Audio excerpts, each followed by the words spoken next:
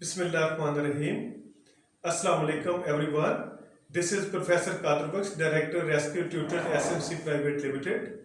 And today once again I'm with you with my video number 5.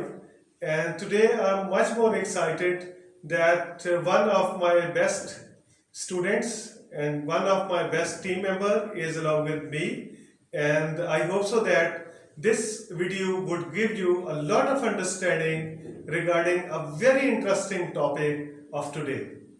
यहाँ पे मैं अपने नाजरीन को बताना चाहूँगा कि मेरे साथ जो आज के गेस्ट हैं प्रोफेसर राव नदीम अंजम साहब हैं, जो एक प्राइवेट कॉलेज में सर्व कर रहे हैं और वहाँ पे इनकी बड़ी शानदार खिदमत है और इनका लाइफ करियर मेरे सामने है।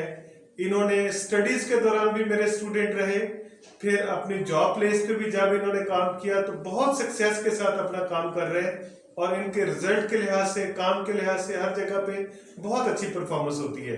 और एक और मैं बात बड़ी खुशी से कहना चाहूँगा कि हमारे रेस्क्यू ट्यूटर्स के साथ इनका एक बड़ा वाइड एक्सपीरियंस है। हमारे साथ इन्होंने जो भी असाइनमेंट ली वहाँ पे इन्होंने 100% परफॉर्मेंस दी और इनके रिजल्ट इतने शानदार रहे कि पेरेंट्स ने हमेशा इन्हें बहुत अच्छे लफ्जों से याद किया। अब मैं चाहूँगा कि प्रोफेसर राव नदीम अंजम साहब से अस्सलाम वालेकुम कि प्रोफेसर राव नदीम अंजम साहब अपना एक्सपीरियंस शेयर करें, जो इनका एक्सपीरियंस मेरे साथ है या फिर रेस्क्यू ट्यूटर्स के साथ है। Thank you very much sir, आपने मुझे इनवाइट किया और मैं रेस्क्यू ट्यूटर की जो ऑडियंस है उनके साथ भी अपना एक्सपीरियंस रेस्क्यू ट्यूटर के हवाले से शेयर करना चाहूँगा। मैं रेस्क्यू ट्यूटर के साथ तकरीबन 10 साल से जो है वो काम कर रहा हूँ और मैंने इसे बहुत अपने लिए बेनिफिशियल पाया और मैंने ये भी देखा कि जो रेस्क्यूज इंग्लिश काउंसिल है जिसको सर कादिर बख्श लीड कर रहे हैं, इनका जो ट्यूटर्स के साथ बिहेवियर है, जो रवैया है, वो ऐसे ही है जैसे कि एक उस्ताद का स्टूडेंट्स के साथ है। हमें इनसे बहुत कुछ सीखने को मिला। प्रोफेशनल लाइफ हमने स्टार्ट की, हमें बहुत सारी प्रॉब्लम्स आई, लेकिन जब भी कभी कोई प्रॉब्लम्स आई तो हमने सर से शेयर की कि सर इसको हमने कैसे सेट करना है। तो सर ने वो जो है वो बहुत सारी बातों के बजाय एक या दो बात के अंदर ही हमें सारा जो है नॉलेज ट्रांसफ़र कर दिया। इसमें कोई शक नहीं कि सर कादिर बख्श मेरे मास्टर्स लेवल के टीचर भी हैं और बहुत ही ज़्यादा रिस्पेक्टफुल, काइंड और हम्बल इंसान है। इसके अलावा जो ये काम कर रहे हैं, मेरी नज़र में शायद ये वेलफेयर से कम नहीं है, क्योंकि जब भी कोई बंदा प्रोफेशनली आता है तो उसे बहुत सारा एक्सपीरियंस होता नहीं है, तो उसे बहुत सारे प्रॉब्लम्स का सामना करना पड़ता है। मगर जैसे ही सर के पास जो भी बच्चा आता है, हम लोग भी भेजते हैं कि जो मास्टर्स करके आता है, अनएक्सपीरियंस होता है, एक्सपीरियंस नहीं होता, तो सर के साथ रहकर उसे बहुत सारा सीखने को मिल जाता है।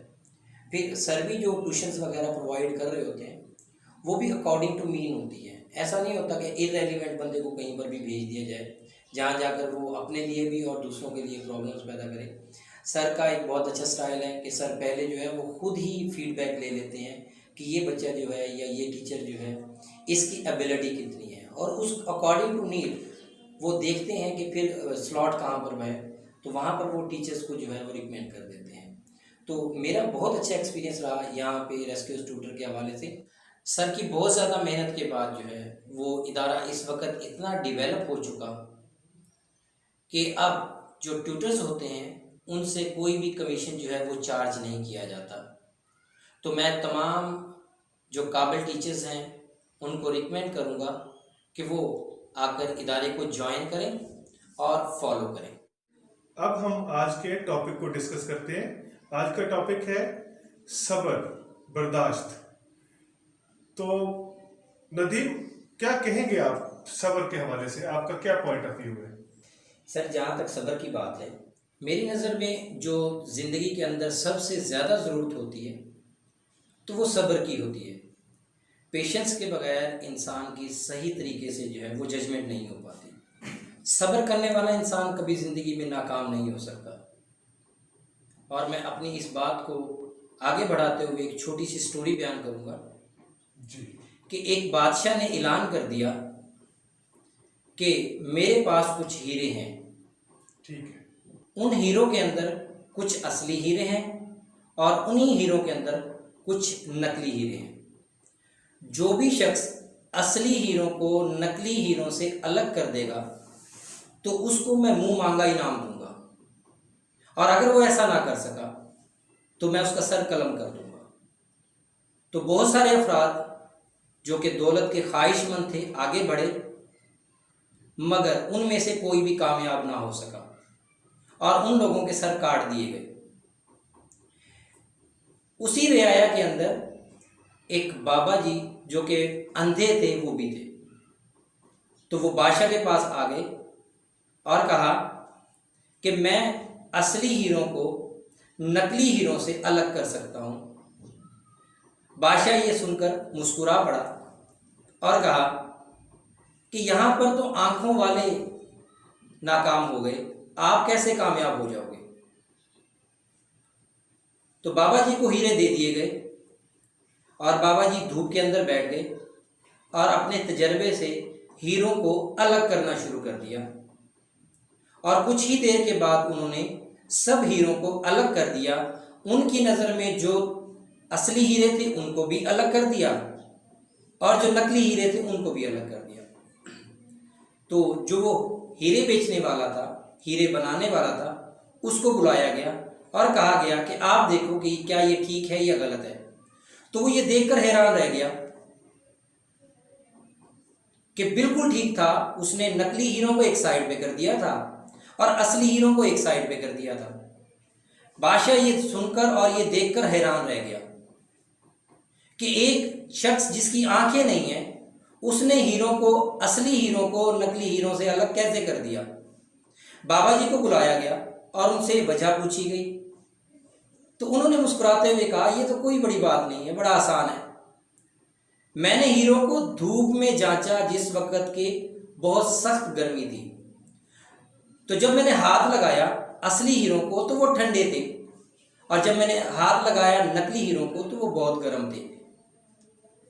तो असल पहचान इंसान की भी उसी वक्त आती है कि जब हालात ऐसे हों कि जिसके अंदर वो बर्दाश्त से बाहर हो जाए हालात, ज़िंदगी आपके ऊपर बहुत ज़्यादा जुल्म ढा दे, मसाइल बहुत ज़्यादा सामने आ जाए, उस वक़्त अगर वो शख्स कामयाब रह जाता है तो वो ही कामयाब होता है और वो शख्स असल हीरा कहलाता है।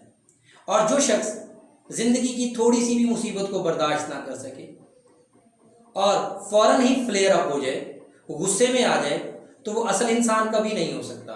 वो उसी नकली हीरे की तरह है जो धूप की हल्की सी भी रोशनी के अंदर जो सख्ती होती है उसको भी बर्दाश्त ना कर सका। तो जब भी हमने कभी अपने आप को परखना है तो वो इसी चीज़ से परखना है कि अगर तो हमें बड़ी जल्दी गुस्सा आ जाता है, हालात ख़राब होने पे हम रोना धोना शुरू कर देते हैं, हालात मुश्किल आने पर हम फ़ौरन ही फ्लेयर अप हो जाते हैं, तो हम असली हीरे नहीं हैं बल्कि हम नकली हीरे हैं। और अगर हालात बहुत ज़्यादा मुश्किल आ जाए और ऐसे हों कि बर्दाश्त से भी बाहर हो जाए और उस वक़्त में भी आप कूल डाउन रह जाते हैं, तो आप असली हीरे कहलाते हैं। तो अगर आप अपनी ज़िंदगी के अंदर असली हीरे बनना चाहते हैं तो सबसे पहले जो आपको अपनी ज़िंदगी की बनानी है वो पेशेंस बनानी है, सब्र बनाना है। हालात जैसे भी आ जाए, मुश्किलात जैसी भी आ जाए, आपने कूल डाउन रहना है और फिर देखिएगा कि आपको उसका रिज़ल्ट क्या मिलता है। मुझे उम्मीद है कि मेरी इस बात से जो मेरे सुनने वाले ऑडियंस हैं, मैं रेस्क्यूज ट्यूटर के प्लेटफॉर्म से ये बता देना चाहता हूँ कि हमारी ज़िंदगी का जो फारमोस्ट आस्पेक्ट है वो सब्र ही है। इसको आप लोग अपनी प्रैक्टिकल लाइफ के ऊपर लेके आए, आप प्रैक्टिकल लाइफ में भी बेहतरी देखना शुरू कर देंगे। तो बहुत इंटरेस्टिंग स्टोरी थी, बड़ी सबक आमोज़ स्टोरी बताई गई नदीम साहब की तरफ से, और मेरे ख्याल में इसमें हम सब लोगों के लिए बहुत बड़ा लेसन है। जो करंट सिचुएशन हमारी चल रही है, अनएम्प्लॉयमेंट की, हार्डशिप्स की, डिफ़िकल्टीज़ की, इन सारी डिफ़िकल्ट सिचुएशन में से निकलने के लिए ये नदीम साहब ने जो अभी हमें कॉन्सेप्ट दिया है with an example, this is naturally a very brilliant example of patience. तो मुझे यकीन है कि हम सब लोग जो है इस स्टोरी से बहुत कुछ सीख सकते हैं और अपनी ज़िंदगियों में कामयाबी के रास्ते खोल सकते हैं। Thank you very much.